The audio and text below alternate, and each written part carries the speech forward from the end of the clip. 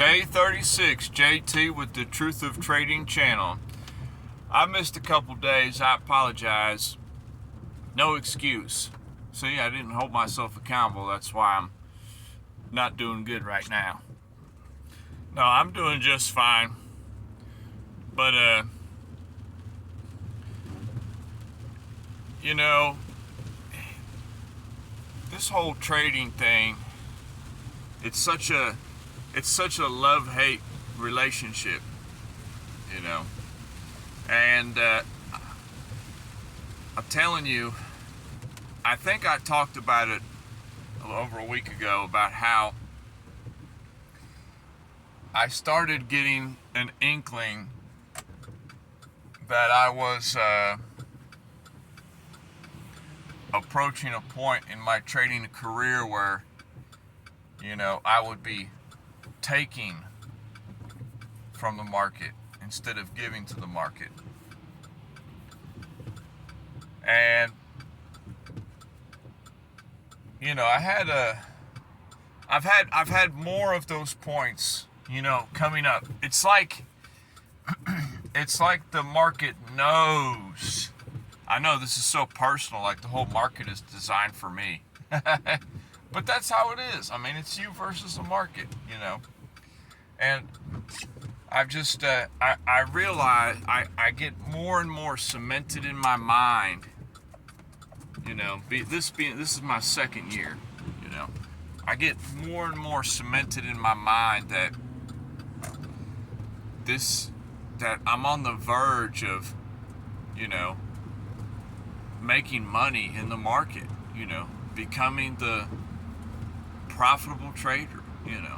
And when I say profitable trader, it's not like, you know, you enter the game of trading, you took 3 trades and you lost 2 and you won a decent size of money and you say, okay, that's it, I'm done, I'm a profitable trader.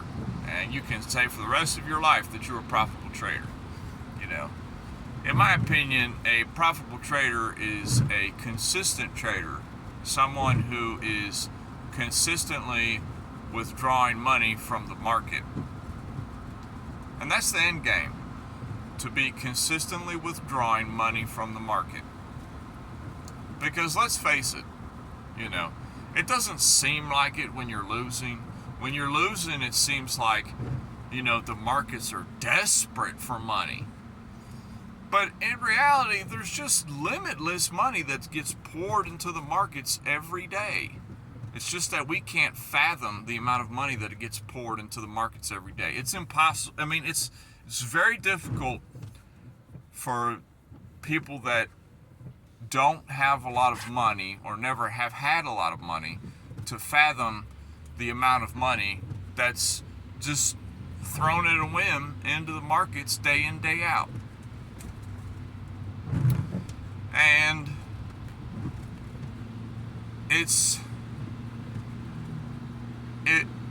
I know I've had more and more experiences. My point was I have had more and more experiences of breaking out, so to speak, you know, busting through, you know. And I've said before, I can see the other side. I can see it, you know. Sure, there's a barbed wire fence, and there's a ditch, and there's some machine guns aiming at me as I'm trying to get to the other side with, you know, bombs raining down, you know. But I can see the other side. I can see it.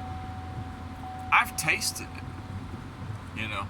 Once you get that taste of the other side, of the winning side, it's powerful, you know.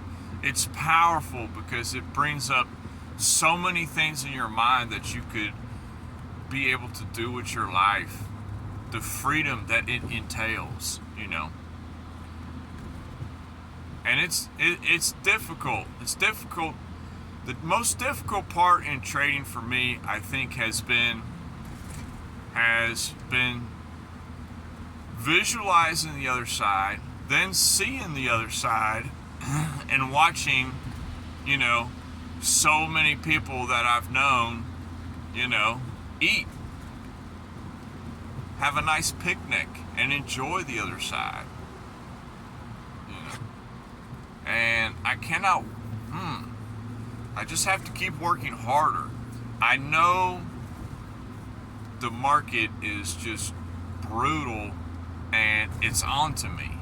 It's on to me. You know, this has happened several times now, and it happened the other day. It happened 2 days ago on the scalping account, where, you know, I'm doing great. A few hours later, I'm doing great again. You know, I'm actually performing well. And then there's always something that, you know, there's always a mistake that I make that negates my prior good performance, you know. And it's difficult, you know. You feel like, oh yes, I'm all right, I'm profitable this week. Man, nice. You know, my goal is to have, you know, consecutive profitable weeks. You know, you want to be consistent. You want to be making money consistently. But if the market's not having nothing, it's not having nothing. You know, it gave me a little half something, and looking back on it now, you know, I don't like the trade. Yes, I had 2 great trades, but looking back on it now, I don't like them. I don't like those trades. They were in no man's land. Yet again, I'm trading no man's land. What does that psychologically entail when you're trading the middle of an area? It means you're forcing an issue. You're trying to get in. You know? You're trying to get in. And it's not going to work. And then when the market does finally show its hand, you know, you don't have the ammunition to fire, you know. That's a big thing about having money, you know. And I don't hold any ill will against anybody who comes into the market with, you know, several $1,000s or tens of thousands of dollars or hundreds of thousands of dollars. And, you know, you're able to, the only difference between having money and not having money is you have a much deeper ammo box. But one thing about having a lot of ammo is you feel like you can just spray all over. You know, I have very few bullets. Okay, but my bullets, I try to make the shot count. Maybe you can equate my trading on the scalping account to learning to become a sniper, so to speak.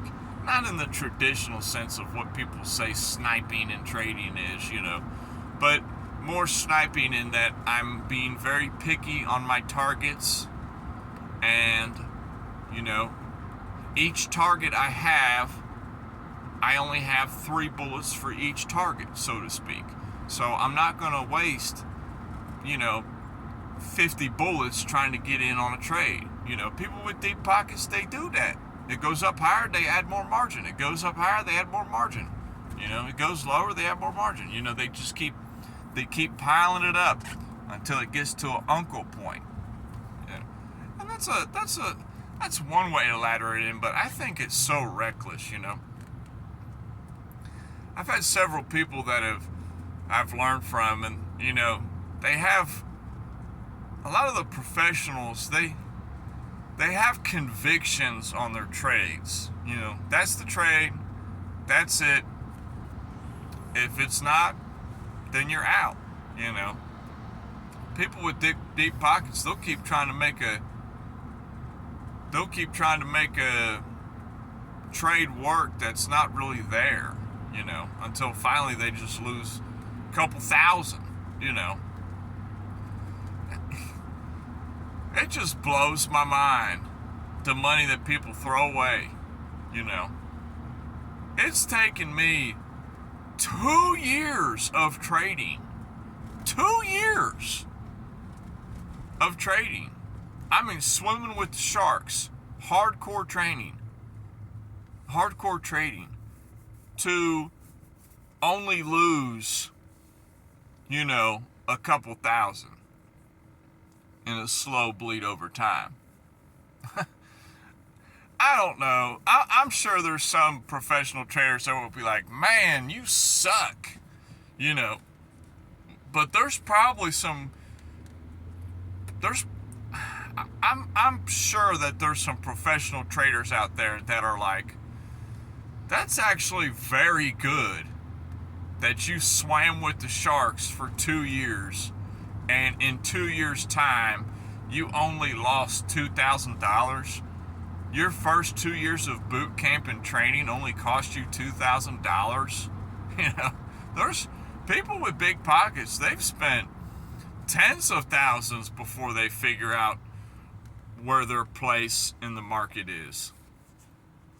That's not my case. I've always kept my, risk management on point. I've always lost just a little bit, $20 a week, $30 a week. I've always just lost a little bit. I have never had a big devastating loss, Yes, I'm a prime example of a person that always uses stops and, clearly marks out where there can get stopped out at.